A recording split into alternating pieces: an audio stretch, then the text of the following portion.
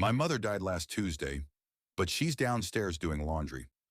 Last July, my mom got surgery to have her big toe amputated. While doing a mail run, she cut her toe, and it got infected. Her diabetes kept her from feeling it until the infection reached the bone.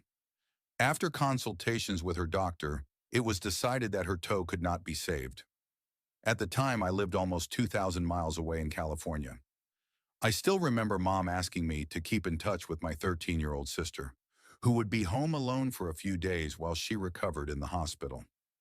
For a reason I cannot explain, I had a terrible feeling she would be in the hospital longer than expected.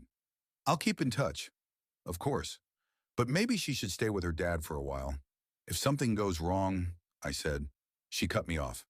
Nothing will go wrong, Brady. Just keep in touch with your sister, Mom replied.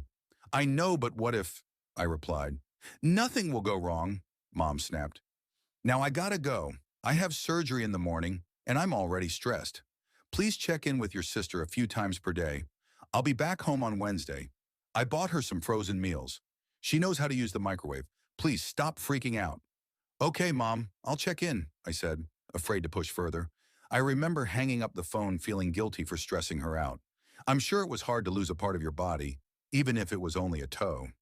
I also wondered if she snapped at me because I mentioned my sister staying with her dad. Their relationship was toxic. He cheated and spent little time with my sister. When he did, he would badmouth Mom. I understood why she did not want him involved. Most of all, my mom took pride in doing things herself.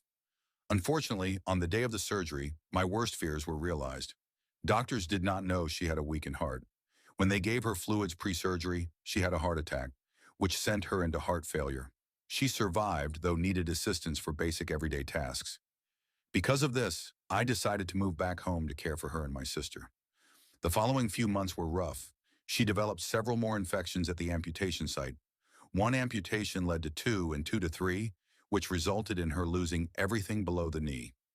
Even though she never showed my sister and me how much it affected her, I would often hear her sobbing late at night before I went to bed. She refused to give up, though, and would often attempt, against doctor's orders, to do everything she used to. My sister and I watched as she lugged laundry baskets down the basement stairs. Mom, I can get that for you. Those basement stairs are steep. You're gonna fall and hurt yourself. She never accepted help, though. She was a stickler for clean laundry. She always had been, but after her injuries, she became obsessive about it. I suspect this was because her clean clothes were one of the only things she could control about her body anymore. Doing laundry was one of the few things that connected her to her previous life.